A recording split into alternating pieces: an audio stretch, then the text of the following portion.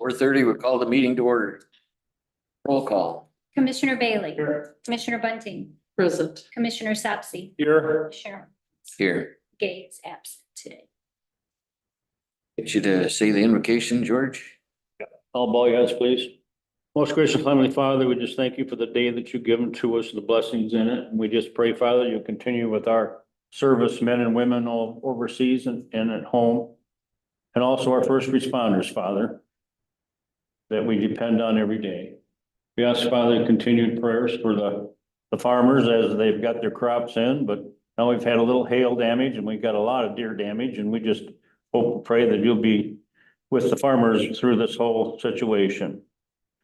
And also, Father, we ask that you be with us tonight as we deliberate for the Gratiot County. For it's in Jesus' name we pray, amen.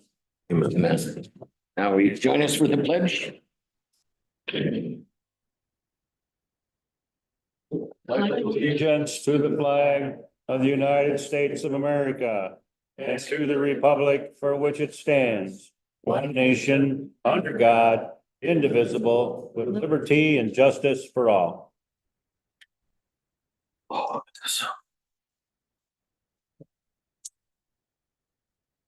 there any additions or deletions to them?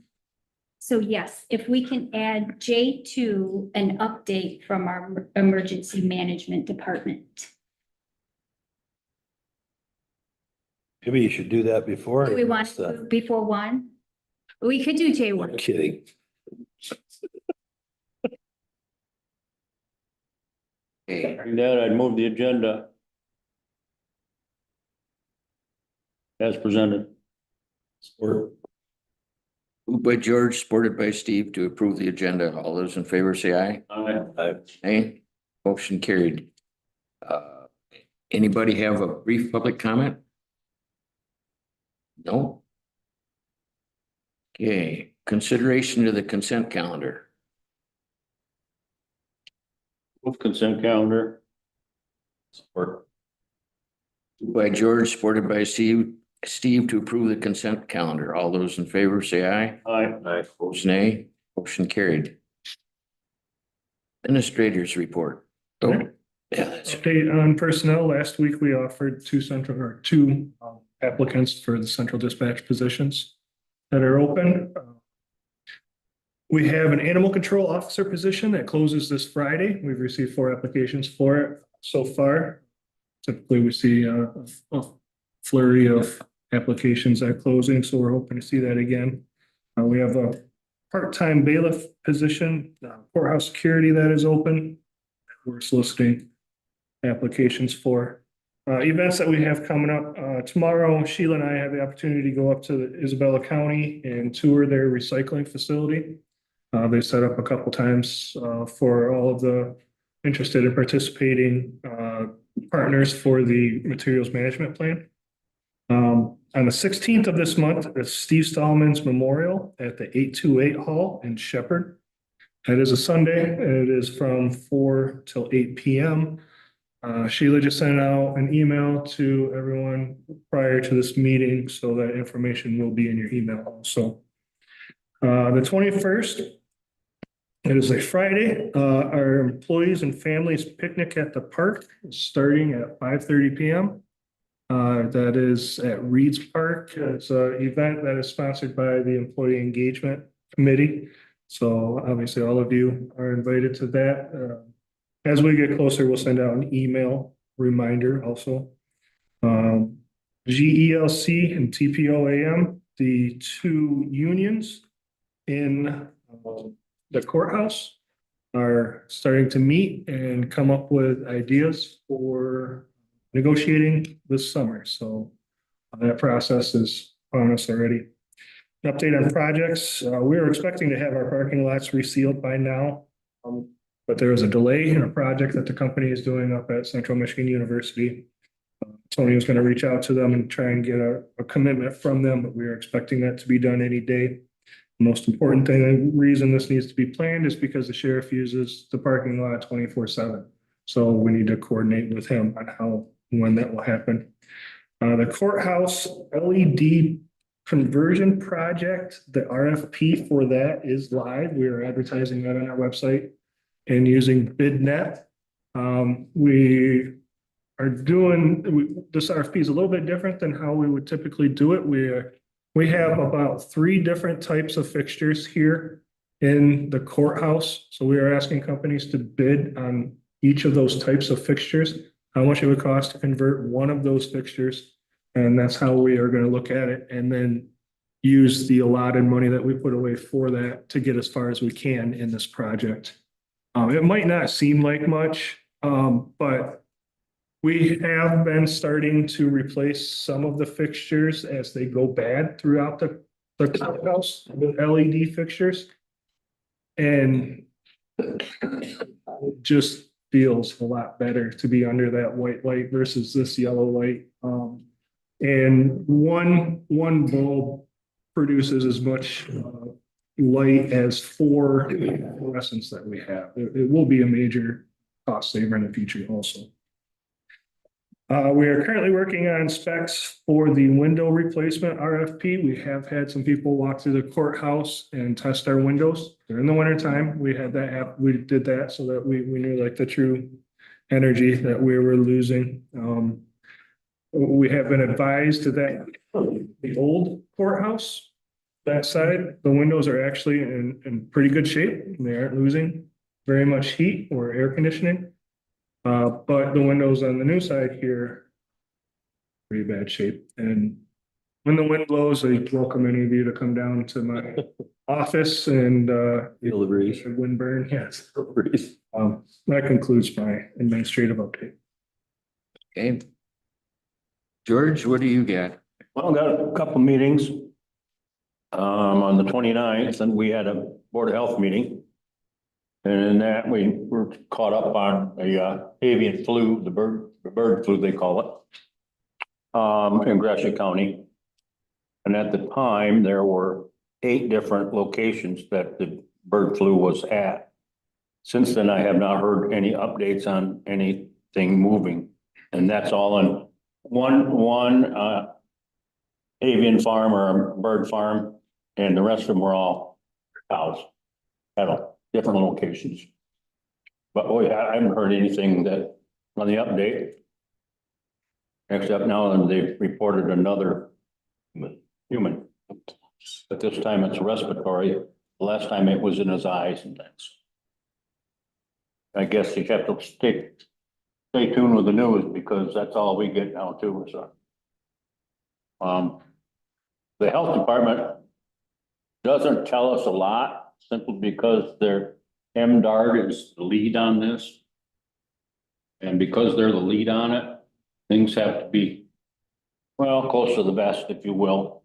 They don't want so all sorts of different information getting out, wants to come through one source, so.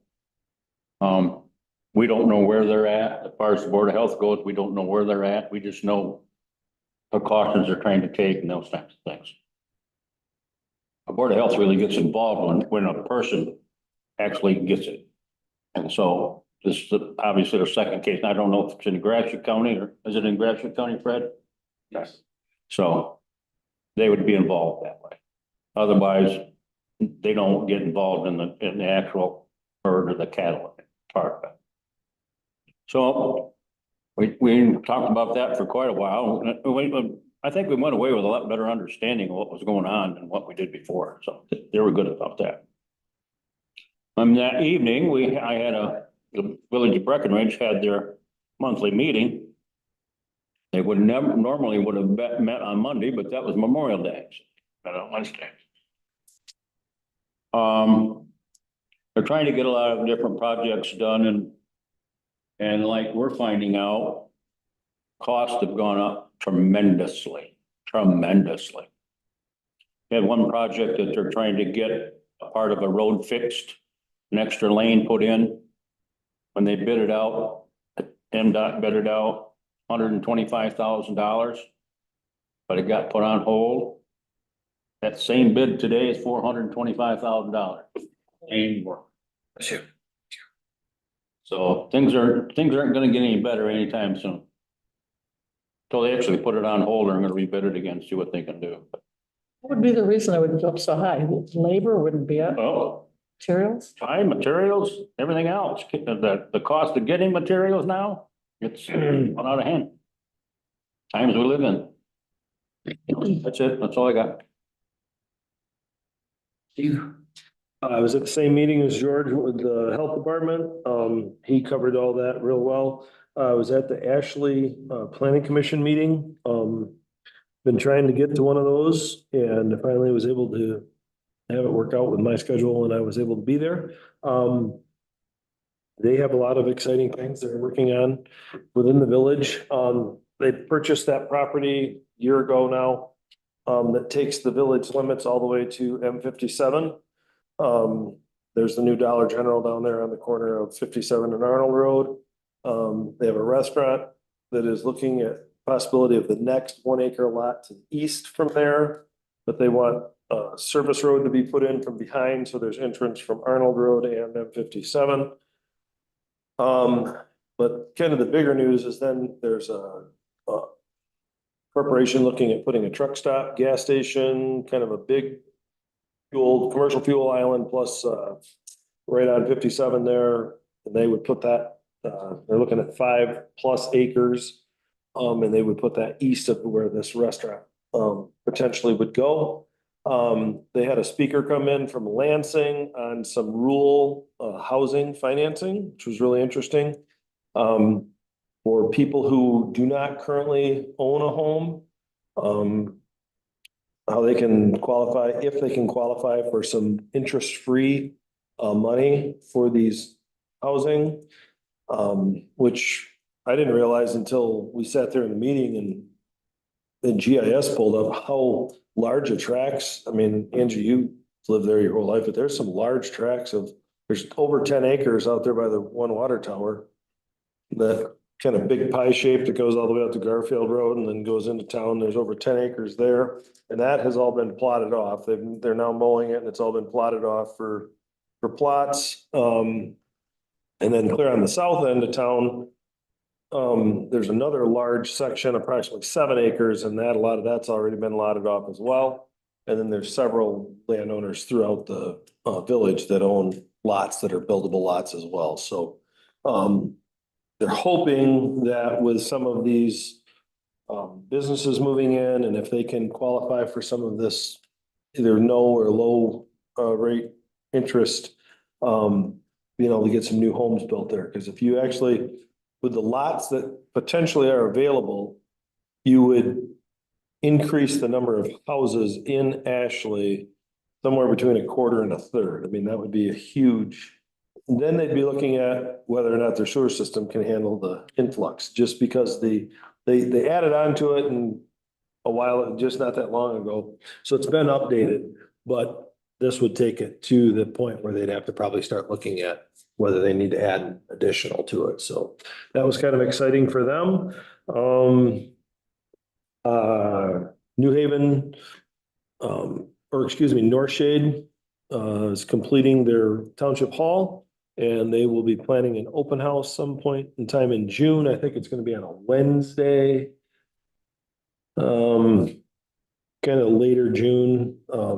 They're instead of doing it the night of their meeting on a Monday, they're going to try and do it in the middle of the week.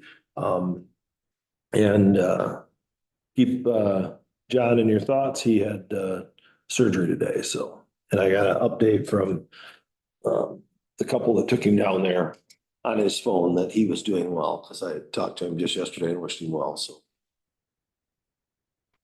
That's it. And what do you have? I don't have any meetings, but I do have a report of, I have some friends who have animals and they have ticks. And so I wanted to let everybody know. A lot of ticks this year. Yeah, you might want to check your animals and even your own self. And also the Japanese beetle. I have friends that's got them, they had them last year, the year before, but this year they're even worse. So two things that are hard to get rid of. Mm-hmm. We just had too light of a winter, didn't kill anything. Yeah. And they got maggots in the corn too.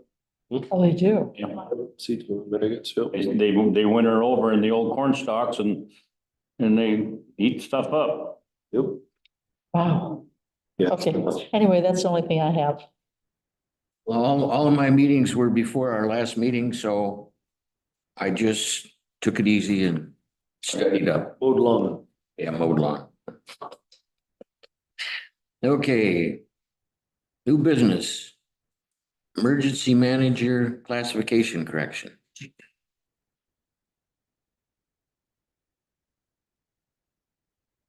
Do you have this one, Sheila, or do you want me to do it? I'm sorry, you told me you were going to. Okay. So the emergency manager position was originally on union pay scale that was eliminated when we adopted the new wage scale from the wage study. We realized this when we started switching everybody over. What we did, what we are proposing is that this board would reclassify the emergency manager position to the department head scale, grade 2, at a pay rate of $26.09. That is, it is currently at a non-union grade 11 at $25.14. There wasn't a whole lot of strategy in this other than find the scale on the department head that is closest to what he is currently making, and that's what it is. So that, to officially do that, though, we would need the blessing of the board. So right now, we don't have a scale for that position to get its annual. And that was created because our previous emergency manager was actually a member of the police department, right? He was part-time, it was split funded, Yeah. 3/4 by the emergency manager grant and 1/4 by the sheriff's department. Probably should have, when that transition happened, probably should have, but it didn't get caught, so now we're just trying to rectify this, because when I read it, I was like, the one thing I said when we got this is I didn't want to hear about any more reclassifications here in Yeah. the second meeting. We're gonna have a couple of them. Well, I understand, and Fred's easy to slip through a crack. so. No, everyone knows when Fred enters the building. Oh, I would make a motion then that we would move the pay grade from its previous Non-union non-union grade to grade 2, which pays $26.09 per hour. Moved by George, supported by Steve about what George just said. Is this roll call? I would think so. And then, it's effective May 5th. The first, Yes. That's what was in the memo. okay. Then do we need to make a budget adjustment from somewhere? I can bring the budget amendments at a Later, later at a date. later time. Okay. Right. All right. George? Yes. Okay. Can do you do it? You don't want me to do it. I'll just answer yes to anybody. I don't care. Commissioner Bailey, Yes. Commissioner Bunting, Yes. Commissioner Gay is absent, Commissioner Sapsy, Yes. Commissioner Owens. Yes. Thank you for helping us clean up our system. Now do we gotta hear Fred? We have to. Okay. We've asked for more department head presentations, and so Prepared to be wild. presentation is what we have brought you. Afternoon. Thank you for making me appear someplace. Fred Harris, Emergency Management, Homeland Security. What do you think one of the first questions people ask me? Which I think some of you have asked at some time. What the hell do you do? What do you, exactly, what do you do? What do you do anyway? Sometimes I sarcastically answered, I don't, they haven't really told me yet, but. But it's, let me give you just a brief history. if I can. Then I have some information for you that we'll be talking about briefly here. The history, you probably all recall civil defense days. Those programs in Michigan were authorized by statute from 1951 to 1994. And that objective at that time was to protect the citizens from human-made and natural disasters. They had a little diamond on their hard hats. Since the end of Geiger counters. and Geiger counters, that's correct. Since the end of the Cold War, civil defense shifted from responding to military attacks. You probably also recall drills at school where you had to hide underneath your desk from a nuclear or, yeah, civil defense again. 1999 pursuant to Public Act 390, 1976, things evolved a little bit more. Gratiot County approved a resolution and that created the Office of Emergency Management with oversight of an emergency management coordinator with the role to provide for the mitigation, preparedness, response and recovery from natural and human-made disasters within Gratiot County. 2002, we had another resolution at the board level pursuant to the same Public Act 390. And that's where Gratiot County approved by resolution to establish county emergency preparedness or emergency management / homeland security policy. And that's one of the other questions I get asked. What's emergency management and what is this homeland security thing all about?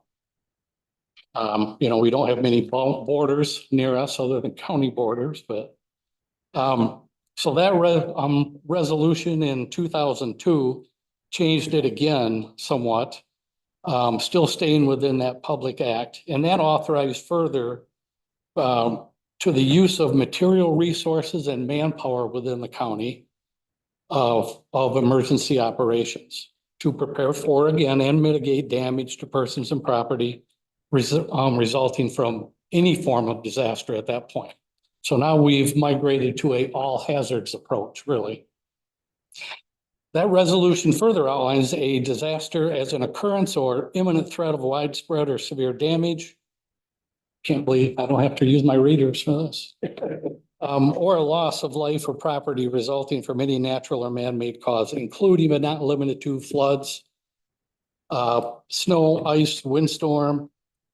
Not too concerned about wave action, oil spills, water contamination, infestation, explosion, riot, hostile military or paramilitary action, also including weapons of mass destruction, homeland security, and terrorism planned.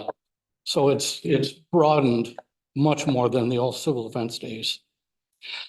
The Public Act defines these roles and responsibilities by the Public Act to the Emergency Management Coordinator. With one exception. In the absence of a coordinator, all these responsibilities fall on who do you think? I don't want it. Yes, it would be the county board chair. I know. So, Thank God, For the board. Sure, prop, nobody. thank God we got you, Fred. The Gratiot County Office of Emergency Management Homeland Security falls under the sheriff's office. And I've been here 8 months and just received excellent support from the sheriff. And I want to thank you again for all that support, including a newer vehicle than what it's using before, but there was reasons for that too. Moving on to day-to-day responsibilities. Emergency management and homeland security does that all hazards functions of the county level. Maintain and manage the emergency operations center. And I think all of you have been in the EOC. Maintain a trained EOC group from community disciplines. And some of you are on that EOC group. That includes law enforcement, in our case, the sheriff, fire and rescue, EMS, hospital is in a seat, health department, Masonic Home, road commission, the county administrator as the PIO, the public information officer. And under government would be the county chair. Red Cross, County Equalization, who's responsible, who's not really responsible. They have been assigned the duties of damage assessment. 911 dispatch, IT, and emergency management. Some of the other day-to-day responsibilities are to just overall mitigate, prepare, respond to, and recover from various operations. Respond to countywide emergencies to support other public safety agencies. Mike the sheriff made a comment the other day that said that it must be me because I'm being called out to several things in the last 8 months, which is good. I'm glad they're using me. The other responsibilities include assess hazards and prepare plans to respond to emergencies and disasters. Part of that you've seen in the emergency operations plan and the hazard mitigation plan. Right now I'm in the middle of, while we're looking at reviewing, we also have a subcommittee established that is assisting this time with the EOP and the hazard mitigation plan. And that's working well. I'm also working on the hazard mitigation grant, which will help us fund to update the hazard mitigation plan. That expires next year in 25 in June. The EOP plan also expires next year in 2025, so we'll have both of them updated. Just today, I submitted a letter of intent for a grant. It's about 63,000, but if that's approved, they will send the actual grant application. Then I'll start working on that. And that took 4 hours just to do the notice of intent. Very lengthy process. Also responsible for day-to-day Sarah Title III. Sarah Title III, big thing to remember with that is that's the Preparedness and Community Right to Know Act. It's SARA stands for Superfund Amendments and Reauthorization Act. And Tier 2, and I think we've mentioned that before. Tier 2 302 is the chemical inventory requirements that we're working on heavily this time of year. That involves 77 businesses in Gratiot that have some type of chemical inventory that we have to review their plans, create the plans, report back to the state. We also wrote a grant this year to help fund this Tier 2 online manager, which will make this much more efficient for the county. Which it was a smaller grant for like $3,800, but it will help fund that software system to help us get there. A lot of work with those 77 businesses, contacting them all, reviewing some site visits. In fact, we may end up getting a intern, a unfunded intern. Dave from Dispatch and I have been working on that. Where we could use some help with, with some filing, with some calling these businesses. And I know he has a ton of work that can be done inside the office as well.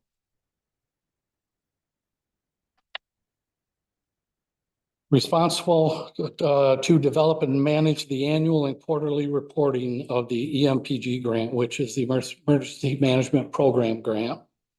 We'll get more to that in just a second.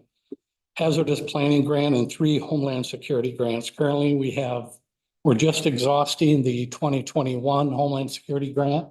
All 3 of those grants are required to have some type of a nexus to terrorism. We're working with St. Louis. They would like to approach a project where they put cameras and alarms on the dam area over there. And that ties to terrorism type thing. Mm-hmm. Maybe there's something there for the airport. Yes. In fact, the county administrator had brought that up and need to follow up on that a little bit further. I did make a trip out there, but we haven't connected yet. Chairs the local emergency planning committee, the LEPC meeting. and brief that 40-member board on the community's right to know act, including all 77 businesses and what type of chemicals are in the county, because the community has a right to know that type of information. So we provide that to the LEPC. Our minutes are supposed to be going to the county clerk. So. Minutes. Not yet. Okay, serves on several countywide committees. Also, the other day-to-day things are works closely with 911 dispatch for emergency, non-emergency notifications and alerts, social media information and communication logistics. Collaborates with our other Region 1 counties, which is Clinton, Ingham, Livingston, Eaton, Hillsdale, Jackson, Lenawee, Lansing, and Shiawassee counties. And we have a monthly Region 1 meeting with all those counties where we talk about our funding levels and things that are required under the Public Act. All these surveys and quarterly reports, probably 75% of the job is paperwork, it seems. Daily, weekly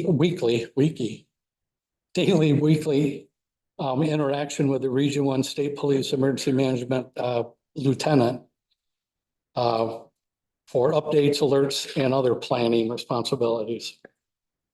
And responsible to declare in collaboration with the county board chair a state of emergency if something happens in the county, a tornado, for example, where we have to declare a state of emergency. We'll sit down and talk about that. We activate the EOC.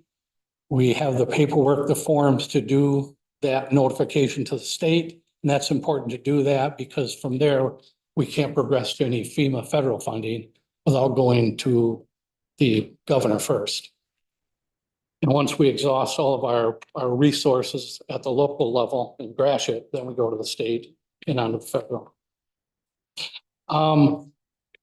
Emergency management accomplishments in the last 8 months is just updating the EOP, the emergency operations plan. As I mentioned, I'm getting assistance from a subcommittee that we established with about 6 people on that. Updating the hazard mitigation plan, established a fully functional EOC. We now have 14 active members sitting around that EOC table. We are doing our quarterly meetings now. I think our next one is June 18th, where we meet, we discuss roles, responsibilities, and expectations of everyone around the table.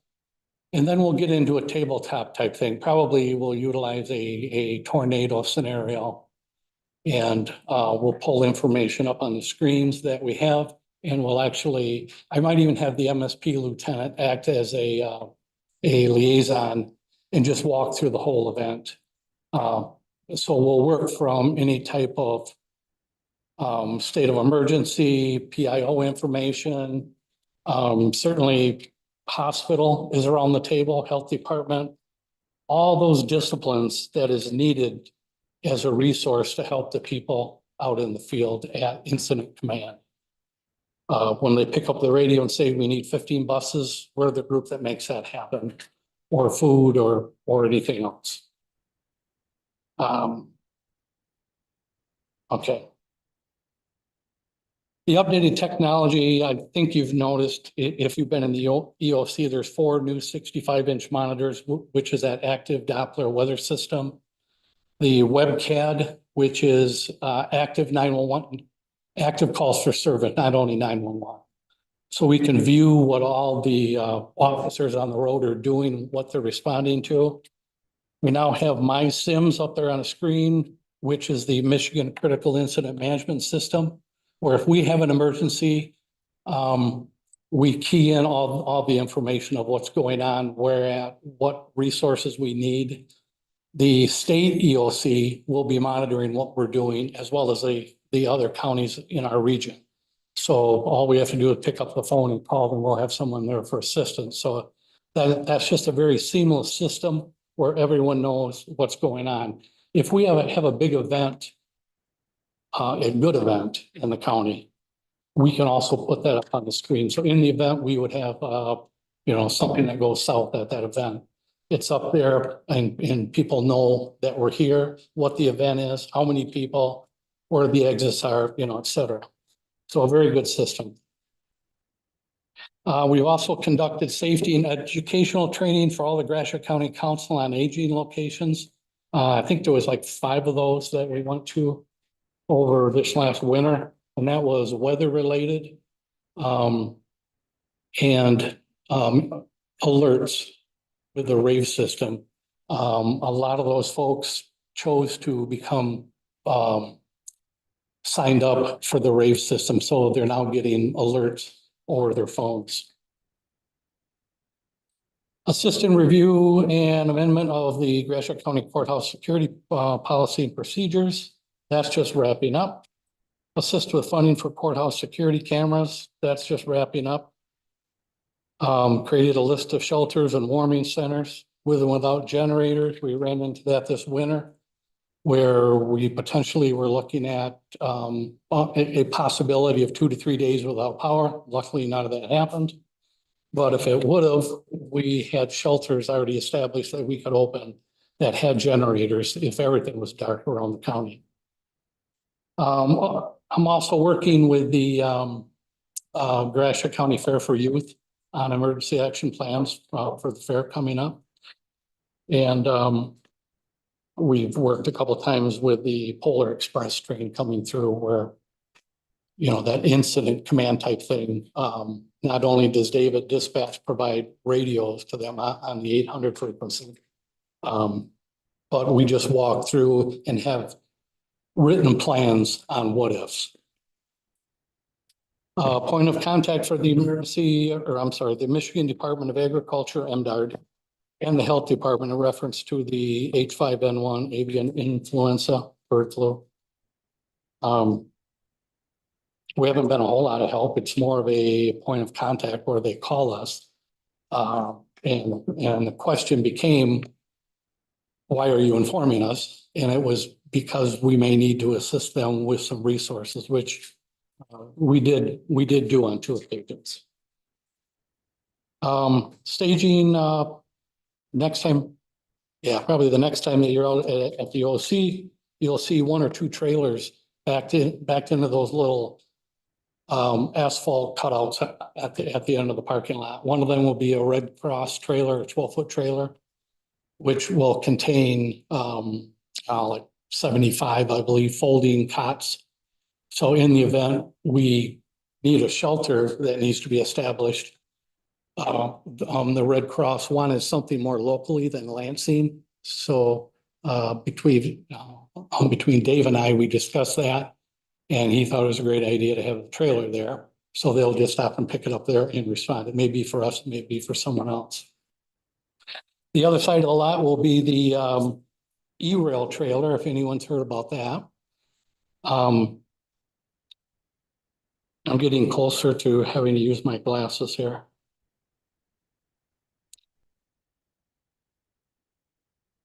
And the E-rail trailer, anyway, is the livestock accidents. This trailer, this 12-foot trailer will have equipment fencing in there where animal control would respond and utilize the equipment in that trailer. It's a regional, just like the, It is, yeah. it's like the Red Cross. We're housing it for regionalization, right? Yes, correct. And also the point of contact for the Michigan Intelligence, it's the MIAC system down in Lansing to disseminate to local law enforcement relative to terrorism, civil unrest, and other critical information. Where we receive these notifications of what's going on. It might be civil unrest or demonstrations at some universities recently. So we would push that information out to the local police. Future goals. Getting right to the end here. Future goals continues to seek out additional grant funding opportunities, create additional community awareness regarding emergency preparedness and safety initiatives, and continue to collaborate with 911 dispatch, utilize social media as a platform for emergency preparedness guidelines. And that's one of those with that little book I I put it on the desks here. We will have that on Facebook here probably soon. It's just do one thing, type thing. And continue to collaborate with public safety agencies at a part-time position someday to assist with all the above that I just talked about. Which leads us to final comments here, which is a fiscal update. At a recent Region 1 meeting down in Lansing, we were informed that the federal funding that passes through the state and comes to Gratiot for the EMPG grant, the Emergency Management Program, program grant, which funds up to 50% of the coordinators' wages and benefits is being cut. And I say up to 50% because I guess that's what I thought it was, but that's not really accurate. As I pulled more documents from 21 to today, the county's only receiving about 21%. So they have put us on notice that that grant will be cut by 50 to 75%. The last 3 years, as I mentioned, Gratiot's only received 21%, equaling about $9,000 annually towards the wages and benefits. So in short, that grant will probably all but go away. So that leaves us a shortfall of about 9,000. What brilliant idea did the state come up with to use that money? We probably want to talk offline of what I was told. I figured. Federal government, they're housing a lot of people that shouldn't be here. Oh, Saying. that's pretty much what I was told. Okay, the current Gratiot County EM coordinator is a part-time position of 30 hours a week. Now I have a bona fide wage scale. So that will reduce that EMPG funding. There is a lot of strings attached to that, even that original $9,000, a lot of strings attached to that money with the consistent surveys, quarterly reports, exercises, a lot of paperwork. It would not break my heart if we were not obligated to do all those things all the time. Some of them we still need to do regardless of what's required or not. And lastly, the existing Gratiot County 22 and 23 Homeland Security grant funding. And as I mentioned, we have to have a nexus to terrorism. We have about, each one is about $10,000 each in those grants. As I mentioned, we just wrapped up the 21. We have the 22 and 23 grant left. We have 3 years to spend that down before it goes away, which we would never let that happen. And those are for projects, so they can't be used for wages. They're just for projects. We're told that they will not touch the 22 and 23 existing funding that we've already been approved for. Although the 24 and 25 grants are said to be reduced, but we just don't know to what level at this point. Questions, comments, concerns? A few. Starters, I've talked just within the last week or two to 2 different people who sang your praise. From superintendents of school districts to people involved with a fair have sang your praises and just how professional you are to work with, and they can they're excited to be working with you on some of these projects, so that's a good thing. Is there any, I know that you have lots of things you're doing on a part-time basis, but has, like, this would be like a joint project with like you and Dave to, like, I don't want it to come out of the county's funds, but if there was a way to get grant funding for it. You know, both of those trailers you just spoke about there's a lot of money that goes into the one from the Red Cross, as well as a lot of money. It'd be really nice if there was a way to possibly put some sort of like covered parking for those. And I know there's some grant money available probably from the USDA, especially with that E-rail trailer out there, to install possibly the solar panel thing, where they park underneath that. Even if they did it just on that back row of the parking, because it faced the south. Just as you were talking about those being out there, I'm like, sun degradation is gonna be the detriment of all of that stuff. Tires to the equipment inside that trailer, just from the heat and what have you. So that was just a thought that I had. And with them getting rid of this funding, is there any federal money out there? Like, you know, when I was the undersheriff, there was, you know, we don't have our own like emergency.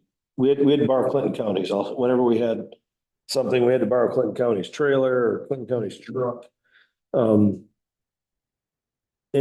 know Clinton County was thinking about trying to get something new and potential of us being able to possibly get our fingers on their used, which I'm not opposed to used.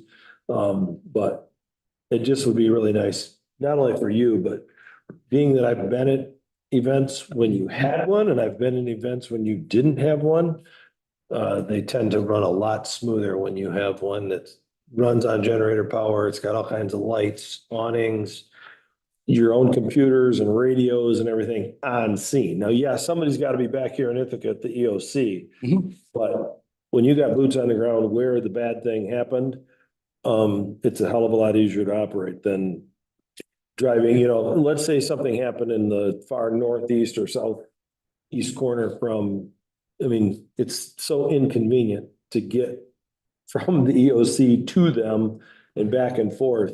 It would be nice if someday, some way, we could have our own mobile command center to use. Because it would be utilized by lots of other things. In many counties, you know, they will use that as an incident command trailer. Absolutely. Fire departments, police departments, everybody uses it. I mean, it's not like it's gonna sit there and only be used if we have it. It's gonna. I thought we did have one at one time, didn't we? It was a trailer. It was a travel trailer that somebody had converted over. It was never intended to be, it started life out as somebody's family camper. And they made it into that. And we did have one, but that's what it was, not a. Yeah, It really didn't fit the bill. You know, in my former life, up to Wexford, there was money was flowing pretty freely then. Yep. And we were fortunate enough to get about a $90,000 grant for a brand new vehicle. Yeah. And it was a mobile 911 dispatch as well as incident command, but that federal funding is just not there right now. Okay. In fact, the Red Cross also mentioned both of them preferred covered areas, but they were desperate to get centralized. Yeah. So they were happy just to have something on a paved road with cameras and somebody there 24 hours. Easy access to express. That's a great idea to I just do that. I know that there's a gentleman that lives right in Ithaca who does a lot of those USDA grants for that. And I thought he might be one to contact to see if, you know, there is some funding available. Because, I mean, that'd be awesome. And then if, you know, we did end up getting our own incident command. Right. The major trailer builder right here in our county that also retrofits trucks to do these kind of things, I think, you know, we have the potential to be able to do this if we can just find a funding source. And once again, we are centrally located. You're literally seconds away from being on. Oh, and if we do need, US route. if we do need a mobile command vehicle, either for emergency management, if there's a disaster, or if it's an incident command type thing, Yep. or police for fire. Yep. You know, the only things we have access to now is we could call a Clinton or MSP Yep. and they would get one up here. Yep. I mean, it works in a pinch, but it'd be nice to have our own because I think we'd be all shocked at how much, if you had an actual incident command center that was made for the purpose, Right. the alarm, how often it would get used, versus if it's so inconvenient to drag something out there, you know, use it because it's a bigger pain than it is. Right, and it's not just for disasters, up north, and I'll wrap that up north of what we did is that also rolled on fires where there's 3 or more fire departments. It would go on scene, provide a warm area where they could get in out of the weather, get some coffee. And then we could help, with some type of incident command as well. Absolutely. So it does have multiple I mean, uses. I'm thinking the fair, the Highland Festival, It's great visibility. Ithaca Stadium gets used all the time now for districts and regionals. Bring that thing in there. A presence goes a long way. When people see that and go, oh, you know what I mean? It's a mind changer versus, oh, there's nobody here. You know what I mean? We'll have an Ithaca car or two that's there, but you get something that's like Ingham or Gratiot County Emergency Management. Exactly, and that's We'll take notice of it. It would be, and they're not gonna put it in the back corner of the parking lot. It's gonna be right front and center. anything else? Yeah, you were talking, Fred, you were talking a lot about, the different manufacturing areas that had chemicals and different businesses that had chemicals. Is there any thought given to any of the train traffic that we have in this county? We have several different routes that go through the county, and I have no clue except for what's at ZFS and what's on them trains. Sure. We do communicate with the railroad, not as much as we used to because they've eliminated their police officer, chief. But we still deal with the railroad. They called us 3 weeks ago and they had an incident in Alma up there. Some kids trying to move a lever and move a train to a different track, which could be, an issue, obviously. So we do keep in contact with them. I don't know. But I was just more looking at the chemicals that may travel from northern Michigan to the southern Michigan or from eastern Michigan to western Michigan. There's a lot of trains that go back and forth through this county. And so They're not all hauling grain. it's not all friendly stuff they're pulling either. That's what I'm concerned about. Is that, these tracks around here, they're notorious for not being well maintained. And if we're pulling hazardous chemicals by train, and something happens, I don't want another Palestine, Ohio. No, we don't want to be that. You're exactly right. In fact, I will make contact with them and see if they have some type of access for us where we can They should see. notify us if something's We going. would do that without a doubt. You should be well aware of that and be prepared for any little thing that goes on. Now, I know a lot of places, they slow those trains down to 10 mile an hour. I mean, because the tracks are so bad. Right. But I'm just thinking of all the nasty stuff that they actually put on those trains. Absolutely. Be a problem. But I will reach out to them and see if there's something other than them calling us when something happens, if we can be on the front end of that. Maybe Know more what the proactive in are. what's coming down the pike here so that we can be aware of it. Yeah. The other thing I learned today, which I was unaware of, something along those lines is that there is software that we can get access to. And I need to follow up on that this week, for all the hospitals, Masonic. There's a site that we could get approved to go to see how many people are there, how many beds are available. So that kind of stuff is very invaluable. Absolutely. When we have an incident. Right. One other thing, just quickly, we're scheduled to get a new weather station out at the airport. One of the things that we're gonna get is an early warning storm system. And I don't know if you guys have talked about this yet, or the ability that maybe you'll be able to pick that part of that system up and be able to broadcast or whatever, because they're gonna know quicker than anybody. Right. Well, in fact, the county administrator mentioned that to me a few months ago, that they were getting a new system. I need to reach back out to the airport manager and, He's right there. not only, hi there, and not only talk about, camera, type thing, that would be useful. But also the I weather. was thinking that it could be seamless with that weather report. The storm part of it, we could come right in emergency management and that RAVE system could be put online. Take care of a lot of problems and quickly. And we just leased one last year, I think. That live Doppler system, but it would be nice to compare those and see which one may work better for us. Maybe that one would be better. It's a great place out there because there's nothing for a mile around it. Right. Yeah, so, you see it coming on the horizon, just something to work on. No, I can grab it before I leave. Rather than little piece of homework. All right, thanks very much. You bet. Thank Thank you. you. Next up, the Wood Hill contract. So as you're aware, our most recent audit report had a recommendation for administration to seek some assistance, financial reporting. For a year and a half now, the county treasurer, and finance have been working with Wood Hill Group as a contracted finance, expert to come in here and help essentially modernize some of our accounts, make sure that we are setting up processes, financial processes that are efficient. They have remote access to our books to this day. They have been trained in our ledger and some of our other finance software.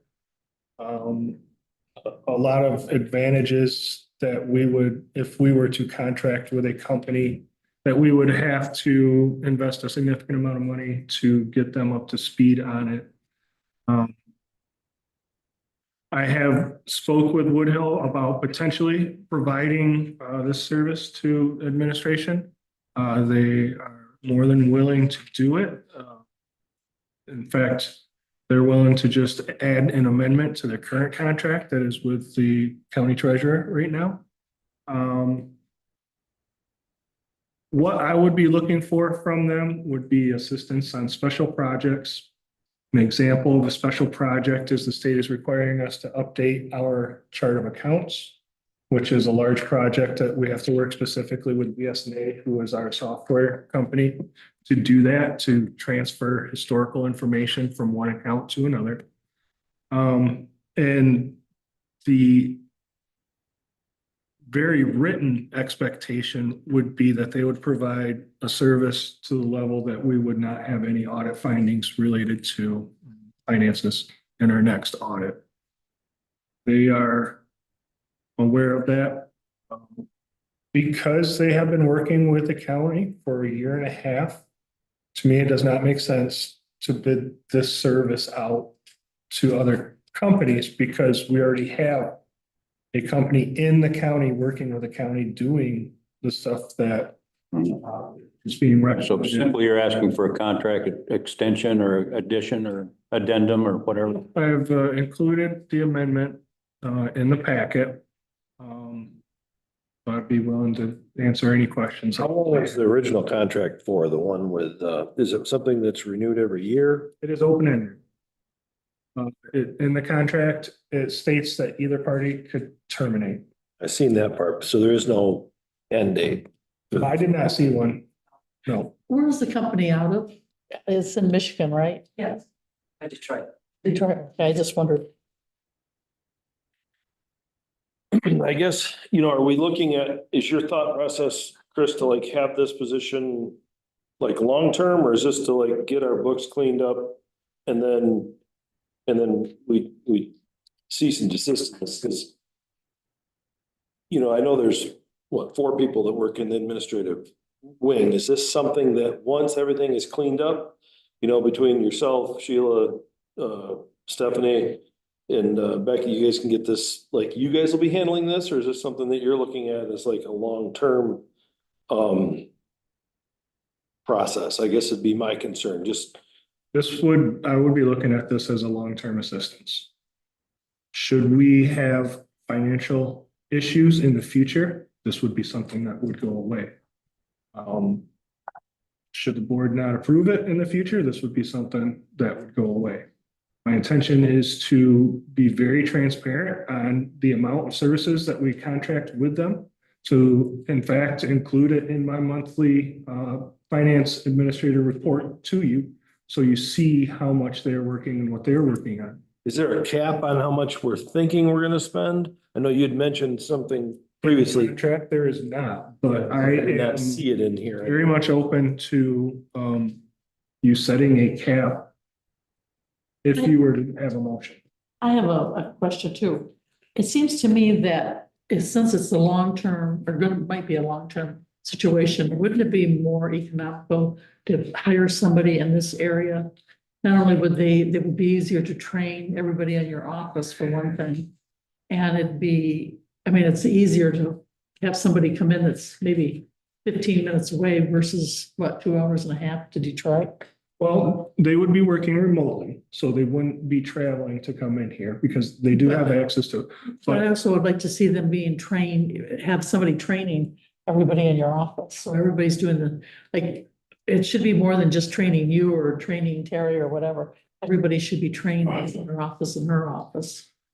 the issue isn't that we need to be trained. The issue is that we didn't have time to complete some of the steps that needed to be done. And that's what we saw in the audit finding. It was that the auditors had to update some of our books that we did not update. And that's what Woodhill would be looking at. And I'm thinking they would probably work approximately 2 days a month to monitor our books to make sure that everything is updated and is in the right accounts. See, I still would rather see somebody in the area. I just think that would be easier to, I think if we were to do that though, we would be in the neighborhood of a compensation package of $80,000 to $100,000 when you factor in healthcare. Healthcare costs are skyrocketing. no, Family I'm healthcare. talking about, we're hiring somebody from Detroit. It seems to me we could hire somebody I closer. see what you're saying now. Yeah. And the thing with that is if I were to hire someone closer, I'd have to train them on our books, and we have somebody who is already. Well, no, I'm thinking about regular CPA. There's a lot of CPAs in our area. But at the same time, I would have to sit down and I'd have to work with them for an entire month to get them up to speed. I think it probably 2 months of going through interviews with Woodhill Group to get them to where they were comfortable navigating our systems. And and you have a valid point, you do. But that is, I wanted to avoid the honeymoon phase, bringing in a brand new company when we have one that is currently working in our systems. But you just got saying this could be a long-term thing. Correct. And all I see is like long-term, but 6 months from now, we're gonna want more money because they're spending more time. Maybe they're running back and forth, or maybe I just see that this could grow. Is this $45,000 on top of the other money that we're paying? Or is it the same amount? This would be specific to the work that they would do with administration. That's So what this what requires. were they paying, what were you paying them, Terry, 45? It was the same hourly rate. It depends on the services they're providing at any project or any given time. It's, How much was it? How much did it cost us? I can't remember. I don't know. I would have to look that up, Jan, if you'd like to come up, I can get information. I know there's a lot of companies, Roseland Prestige is one of them that, this is what they do. I had an accountant out of Saginaw. This is what they do. They're very smart at it. They go to school 3 or 4 times a year and they stay real current with what goes on in companies or businesses like this. Well, if this board wishes that I bid it out, that would be the direction that I would take from the board. I don't know, how does everybody else feel? We've got these people that are already working for us, with us. I don't think it makes sense to contract it out to somebody else or to bid it out for other people. Why? It's gonna cost us more money. I don't think it'll cost more money. I think it's gonna cost us more to have somebody further away. And the more you invest in a company down in Detroit, the harder it will be to stop and bring it closer to home.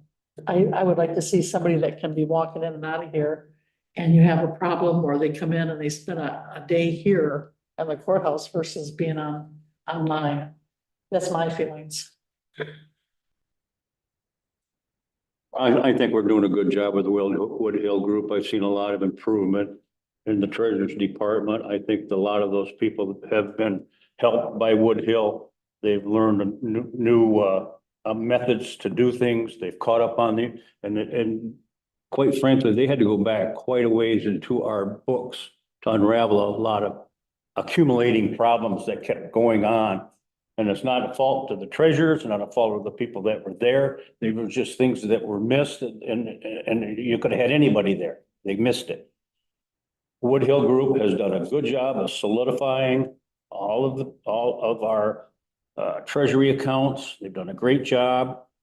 And I believe Chris is right by going ahead and doing a limited contract with them to do specific projects, because there's an interaction between the payable and receivable. I'm trying to make it as simple as possible. There's a payable and a receivable. But there's also sorts of different nuances that go on. And government accounting is extremely difficult, people. It is, it's terrible. So you have to know exactly what box you're gonna put this in and what box you're gonna take it out of. And you've got accruals, you've got everything else, because we have grants. I can't tell you, how many grants do we have in this county? A lot. I can tell you Dennis was pretty frustrated when we had to tell him how some of the has done for the. We have many grants. I can't tell you how many, but there's a lot of them. And those all have to be administered.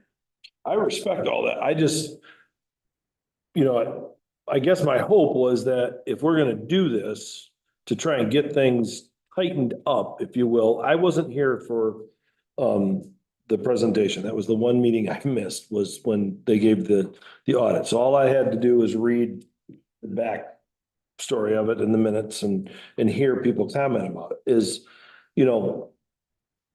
when this Wood Hill group, my understanding, and granted they were already here prior to me coming on the board, was that they were kind of here to fix a problem and then we were going to get rid of Wood Hill group, was kind of my understanding of it. That was my understanding too. And, open-ended contract is, how long are we going to keep them here? You know what I mean? That's my thing, is we have a group of people, I don't even know, is it 4 or 5 you have in place in the treasurer's office, correct?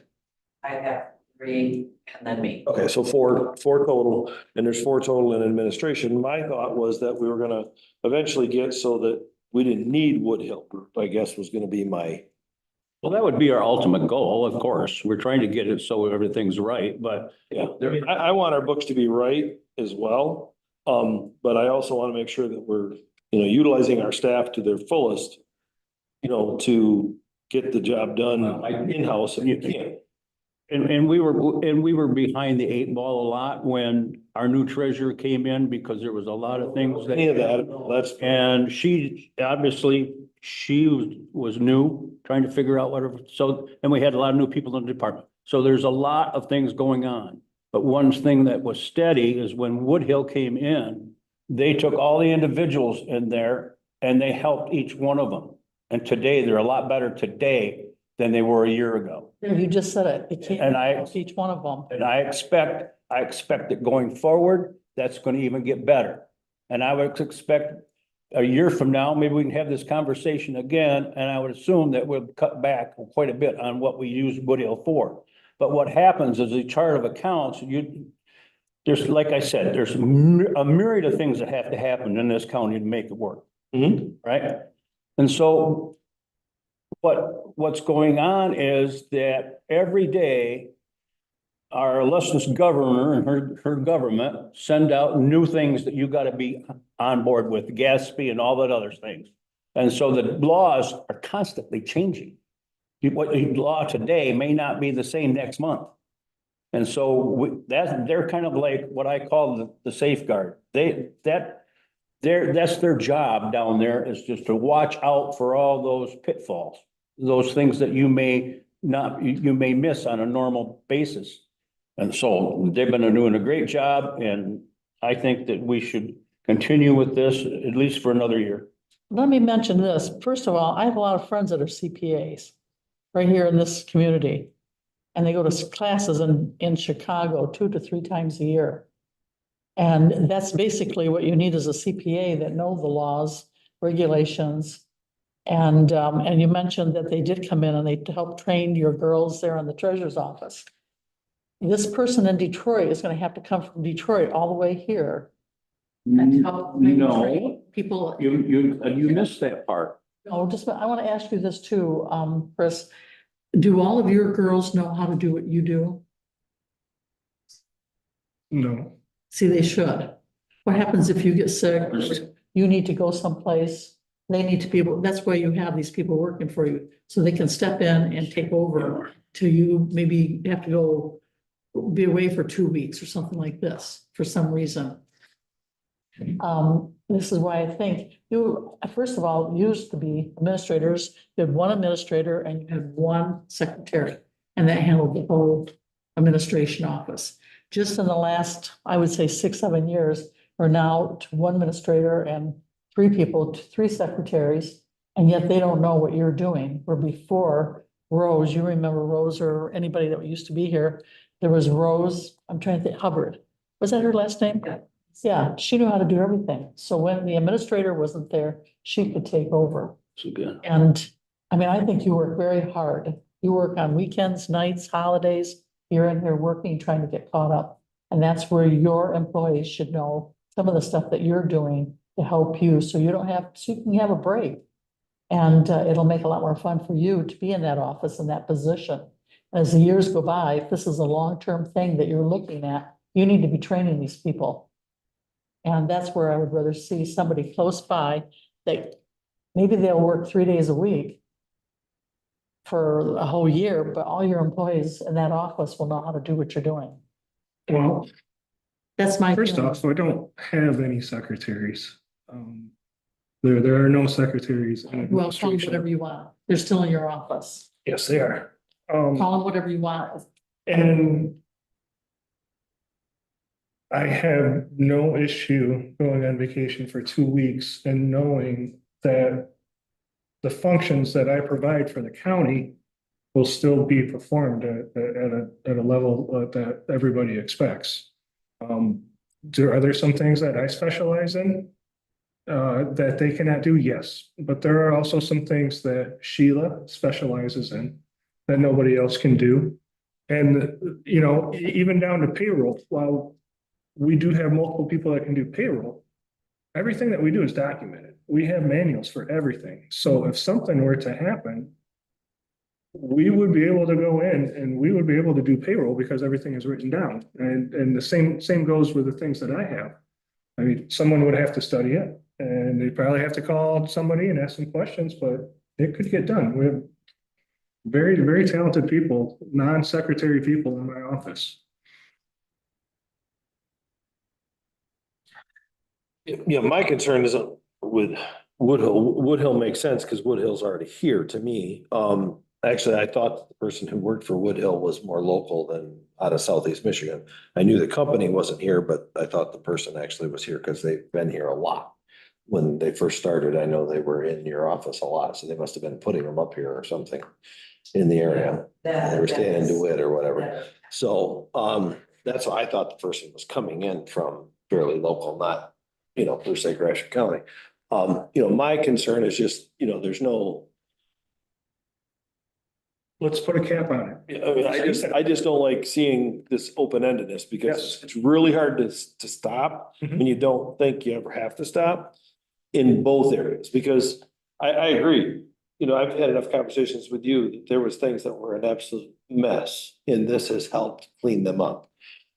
I think there's things, from reading that audit report that were, Mhm. Need some cleaning up, and so I can see that, but I want, I guess for me, don't like signing an empty or, an open-ended check that's like, it's $45,000 this year, $55,000 next year, then it's 65, then it's 85. Now we're talking 100 grand that, and yeah, if we had financial trouble, this would be something to go away. But, if it's something that we can get cleaned up, get straightened out and get so that, yourself and your staff, I mean, I think it's things that. Did you read the first line of the request? Mhm. And what did it say? The amended agreement? Yep, $40,000 between June 1 of 2024 to May 31st, 2025. That's Yeah, not in and- the contract, and I think that's what, Yeah, I think Commissioner. That's just, that's what you want to spend for a year. That doesn't mean it ends in 2025. But that's the window of time to spend that $45,000. So that's what I was looking for, is there was no end date in the contract. And so that's where I was like, that was my biggest concern of the whole thing was the And we- open-endedness of like, there's no end date in it, that's why. my Can we first put question. an end date in the contract for you? Yeah, that would be great. It would definitely, I think, I'd rather see something that we need to look at and renew on a time, Yes. on a year-to-year basis versus, you want to spend that much money between the end of this month and June first of next year. I respect that part, but that doesn't, we're still in this with Woodhill. So that was my concern, so. I would be comfortable this first section having it end once our audit is due, which is the last day in March. And I can ask Woodhill. Kind of see where Put that. that in there. A big thing that they're gonna be doing is they're going to be coming up with checklists. Things that need to be done on a monthly, quarterly, and annual basis. Those checklists, I would expect would be the property of the county, because they're doing that. I would assume so. So as these checklists are being made, yes, we can transition into, and I can tell you, with the work that they did in the treasurer's office, before Woodhill came here, Becky, who's the financial specialist, was spending 3 days a week working on stuff that the treasurer's office did. She was either reconciling the bank account, trying to figure out where this was.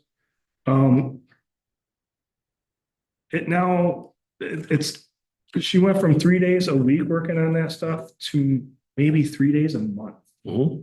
So as processes improve, time, does open up for her and those checklists can start to. Yeah, that was my point. That's why you hire a consulting firm like this to come in and clean things up and streamline them. Not, necessarily, we may.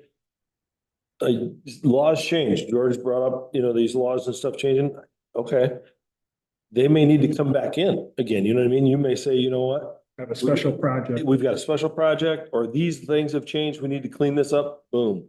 We bring them back. Next time it might only be $15,000 or $20,000 that we need to spend to get that cleaned up. That's where I was like, I just don't like seeing this, like, it goes on to oblivion kind of thing. Because to me, that's. Same way. I just like to see something that's start and an end date.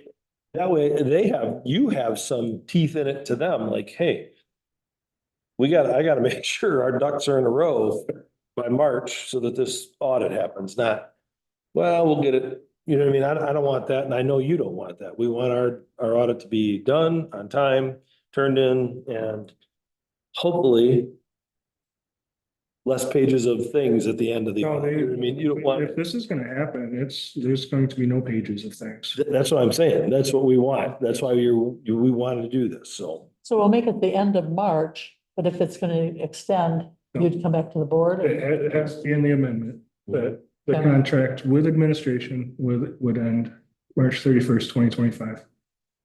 Right? That's what, yeah. Yeah, and that, and then if we are faced with, looks like they're gonna need something, then we look at that next year. You know what I mean? That's what I'm thinking. Yeah. The motion.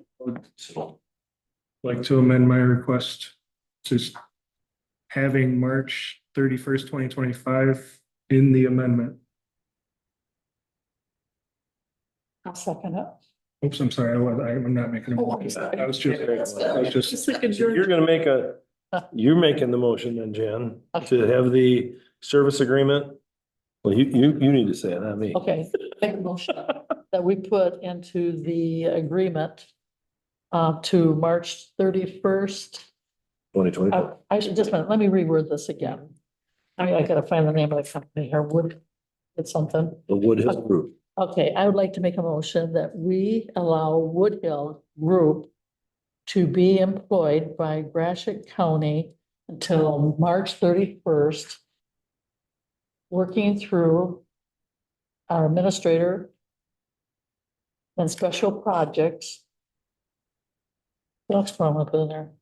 Yeah, the copy was a maximum value of 45,000. Yeah, maximum. 40,000, okay. Yeah, maximum cap at $40,000. And that's about it. You can add a few things on there if you want. No, that's okay. No, I want to tell you, I'm glad to see that you are getting some extra people in to help maybe make your work a little easier. That was the motion. So, Or- that's the motion. Yeah, I guess I was. You're writing it down. I was making the notes on it. Sorry. You didn't say the year though. Oh, 2025. yeah, March 31st, 2024. 25. 25? We're past. Before it's already gone First. Yeah. Can't have a contract that Yeah, you're ends. right. Oh, it goes by fast.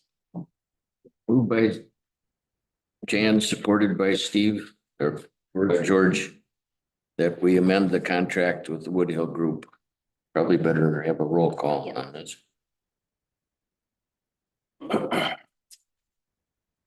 Commissioner Bunting, Yes. Commissioner Gay is absent, Commissioner Sapsy, Yes. Commissioner Bailey, Yes. Commissioner Owens. Yes, Congratulations. okay, next up, Building and Grounds Project Supervisor opening. Chris? Yeah, so we had interviewed some candidates and made an offer to an applicant. This applicant has is type 1 AC certified, has 28 years of experience in project management, working with ACs, furnaces, plumbing, water, and he has water heater experience. This is an applicant that would be very valuable to Gratiot County Courthouse. You guys know that our AC units we're always having issues with them, and to bring in someone with this amount of experience would be Squeaking it. I know, that was bugging me too. As administrator, I do have the authority to offer a candidate if they have good qualifications and experience, step 2 on a pay scale, but I cannot offer it higher than that. That would have to come from the board. What is this person's name? I will tell you after they accept the position. Oh, okay. But because he's really. He's still working. Where I'm not, I don't wanna throw his name out into the paper. Okay. After negotiating with this individual, we believe that they will accept a grade step 5 on the pay scale of $22.61. The scale for this position starts at step 1, 1823, step 6, 2370. I'm asking this board's permission to offer this individual step 5. Do we think that this is gonna cause any issues among other staff? Because you have other staff that aren't topped out in the pay scale. I have actually spoke with the people in the department and they would welcome this person on the team at this rate. Because that's always my fear, is then I don't wanna be losing people who've been here who aren't there, you know what I mean? Because they're pissed that they got, Joe got 2261, but I'm still operating at 1823. I think he did a good job of talking to the people and explaining what he knew. Yeah. A person would know over what they knew. Well, So and I mean, I know that it's a you difference. start bringing people in that have certifications and things that, it's a game changer compared to hiring somebody fresh off the street, but, like we talked about when we did the whole wage study thing, we don't want this to become the, I'll just pick on Angie because she's sitting here, and somebody in Angie's office goes and gets a certification. Now they wanna, you know what I mean? They wanna get bumped up a step or a scale or whatever, you know what I mean? When we did that, we wanted to stop that influx of people coming in here. Had to.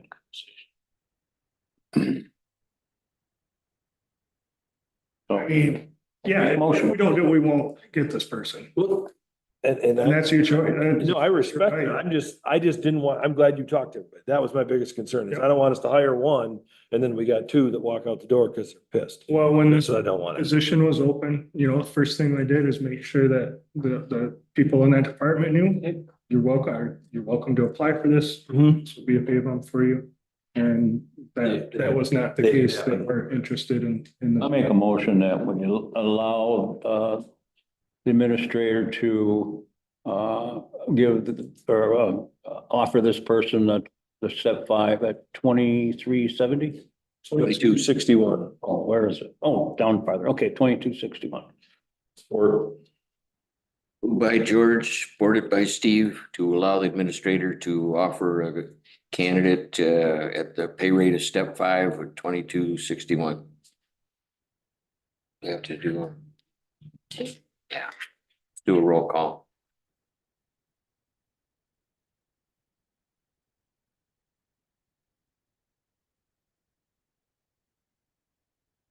Commissioner Stopsy, yes. Commissioner Bailey, Yes. Commissioner Bunting, Yes. Commissioner Kage is absent, Commissioner Owens. Yes.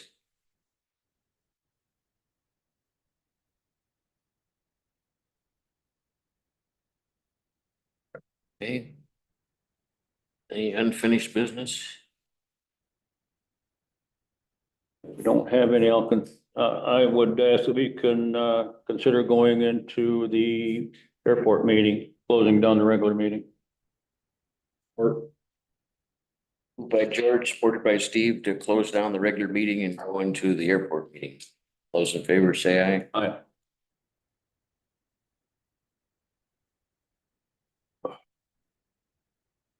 For this airport authority meeting, we did not have any action items that were necessary.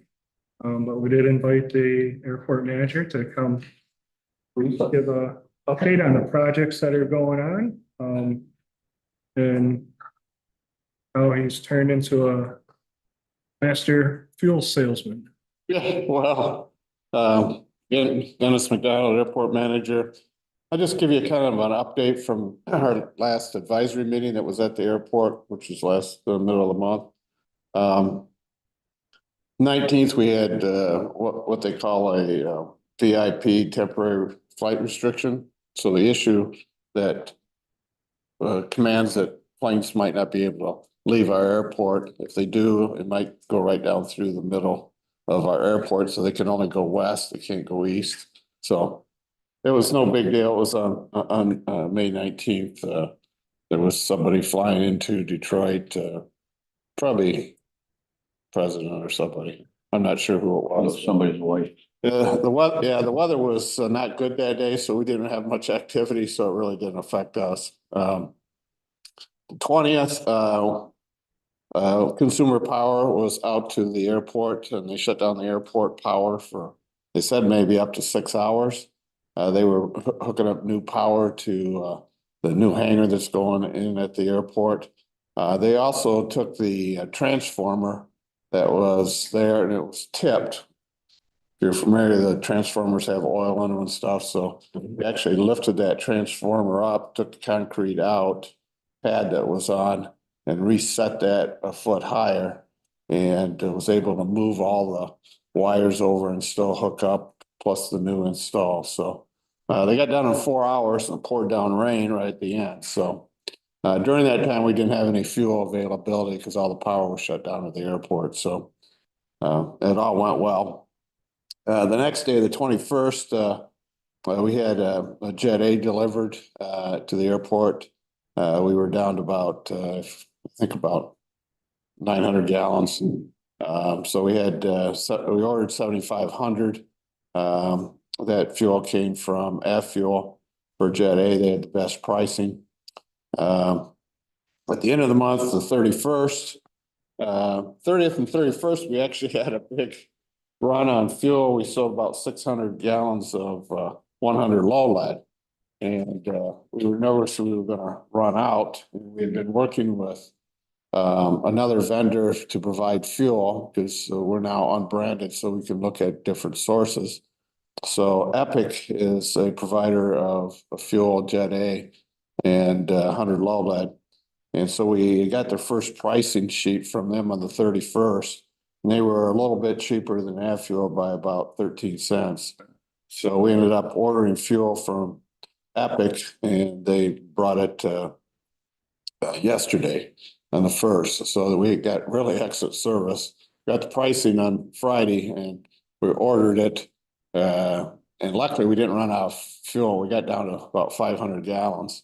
because the weather was a little iffy at times, but, so anyway, we ordered fuel. We got 7,500 gallons, of, 100 low lead. We haven't got the invoice yet, so we might have to adjust the price at the airport depending on how much, that fuel changed, our cost. From the time we ordered it in December, it went up 70 cents, then it started to come back down.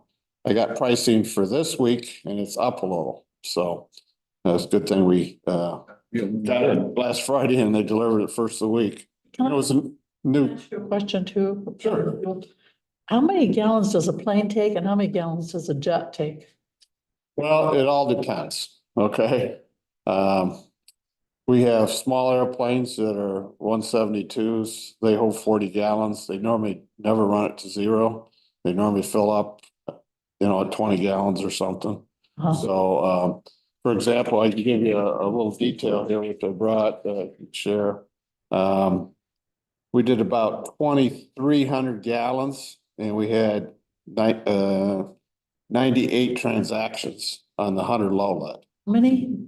We had 2,300 gallons and 98 transactions. About 23 gallons of I pop. was gonna say, 23 get it up. Divide it by 10, you got it. So, and then on the jet side, we had 6 transactions and they got a little over 2,000. Oh, So jets, we had a jet that came in, picked some people up. They got 260 gallons when they come to pick the people up. When they brought them back, our price was pretty reasonable, so they bought 427 gallons.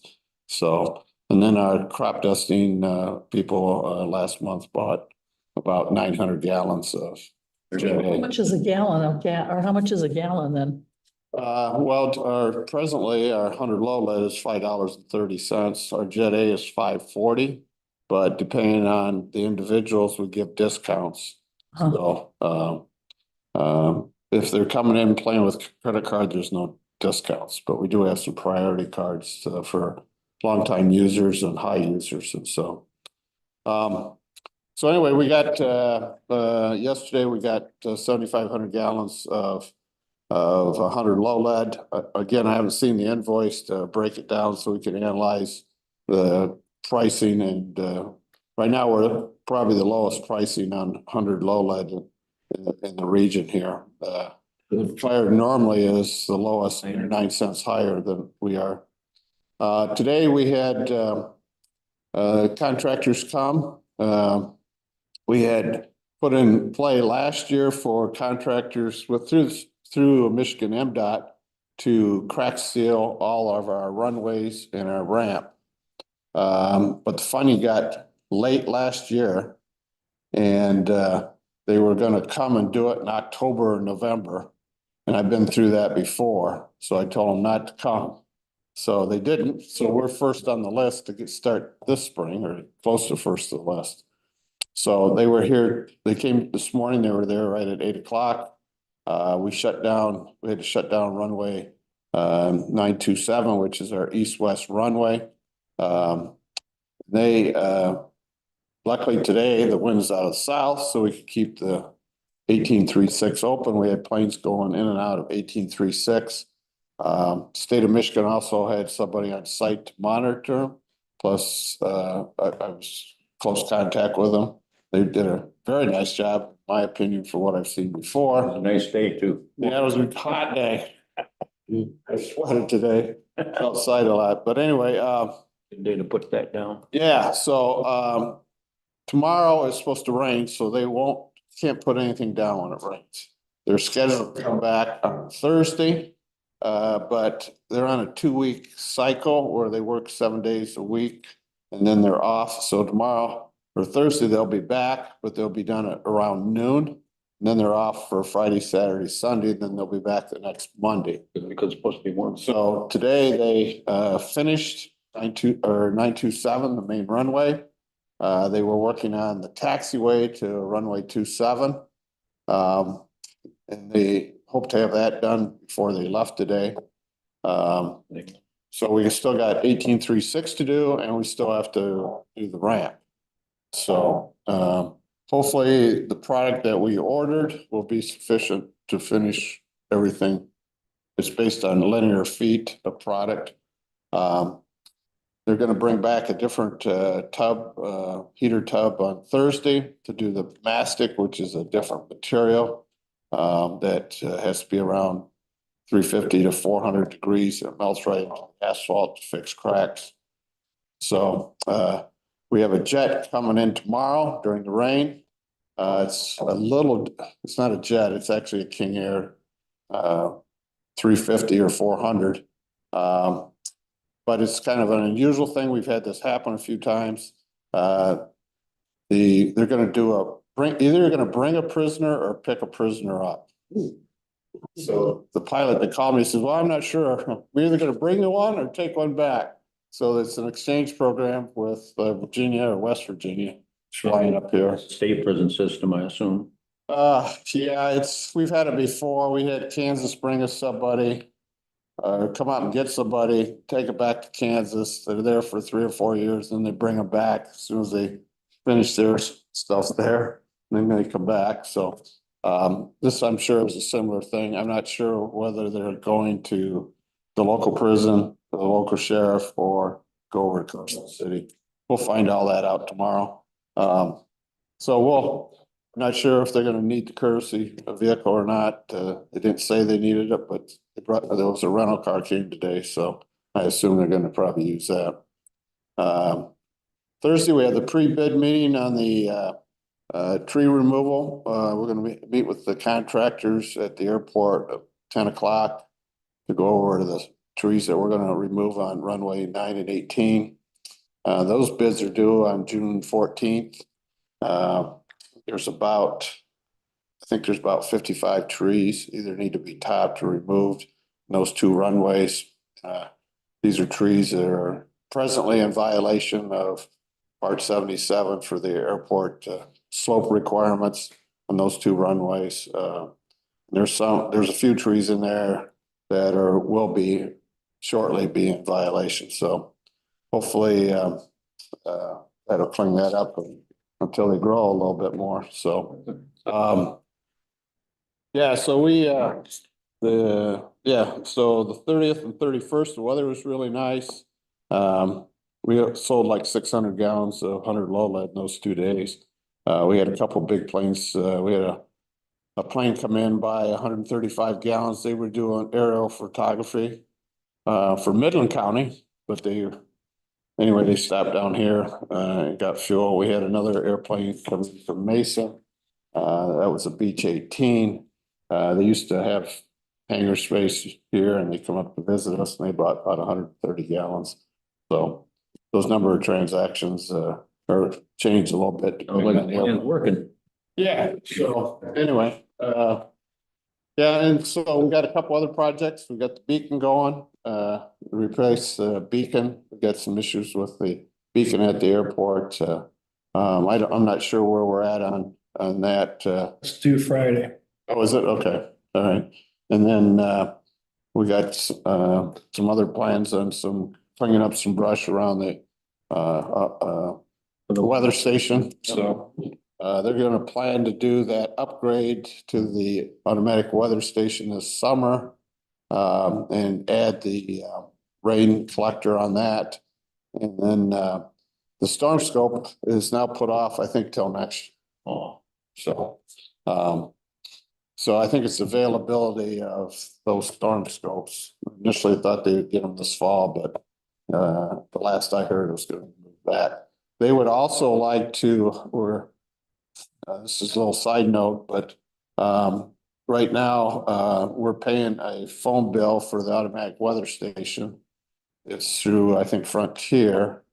They would like to make some modifications to their equipment and be able to hook into our internet.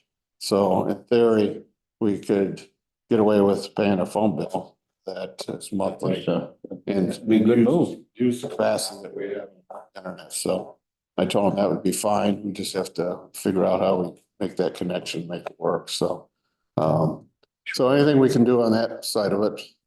Yeah, I just got some invoices from Becky on the other phones that we're paying at the airport, and we might be able to eliminate another one too. So, anyway, that's all I have, other than for, the runway agreements. I've met with all the people a couple different times on the trees, but the advisory group wanted us to, have them sign something, just acknowledging that we're gonna be on their property, so. I'm gonna try to get that done tomorrow, meet everyone again and have them sign something and, and I wanted to meet with them again anyway, because I told them I'd keep them informed. So we got the, pre-bid meeting and we're gonna be kind of trouncing around their properties as we talk about the trees and what they're gonna put on, so. Is there anything else going on with the replacement of the tarmac coming out of the hangars?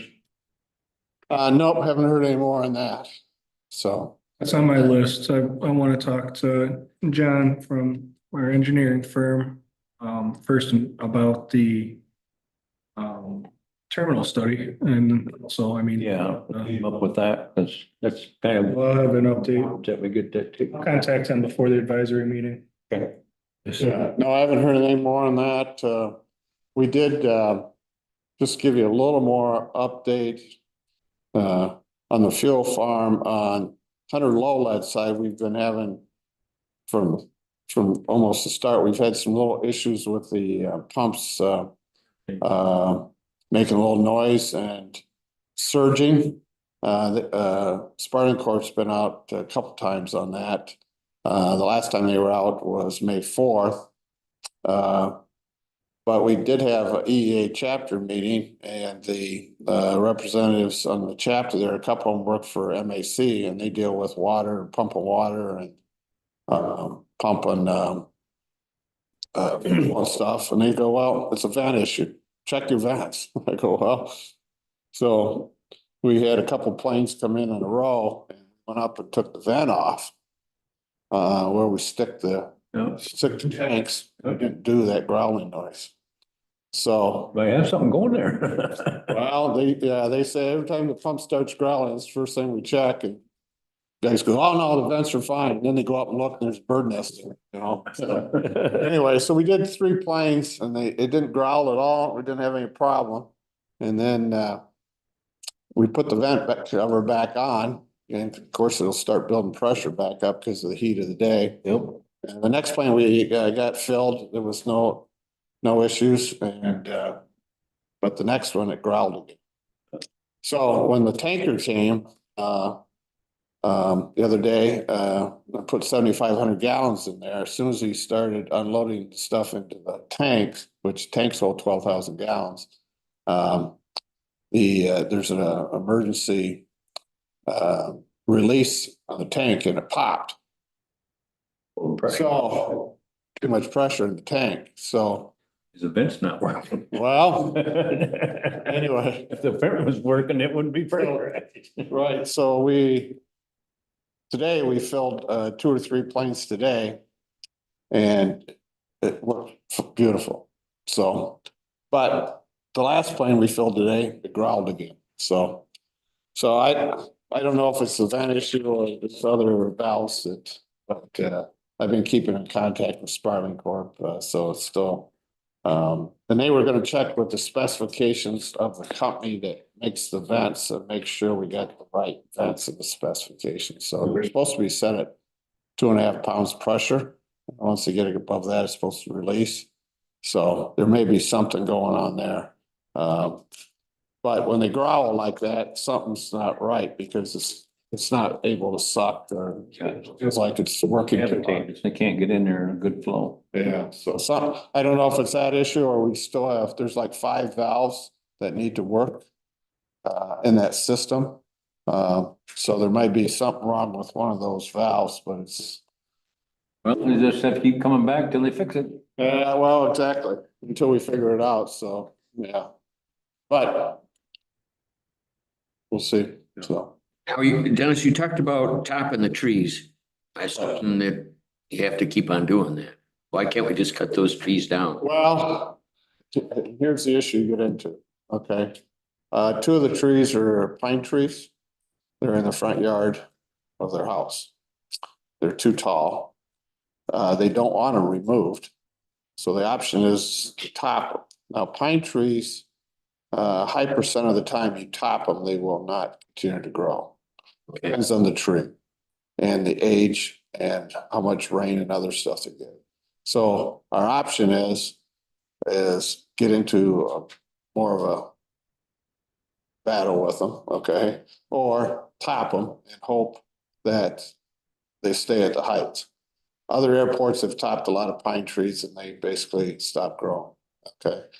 Not always, but once in a while, you'll get one that breaks off. The other ones that we're topping are hardwood trees. Anything that's soft wood that grows quickly. We don't have any homeowners that are objecting to that. But the ones we are topping are close to houses. Would like to have the shade Trees. or the look. Topping is probably a lot cheaper. But if we have to do it again, might have to move them down the road, but they won't grow back as fast, obviously, so. But the vast majority of them are just coming out.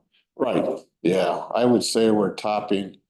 Let's see, 2, 5. Maybe about 8 or 10 out of the 55, I'm looking it up. Not that many.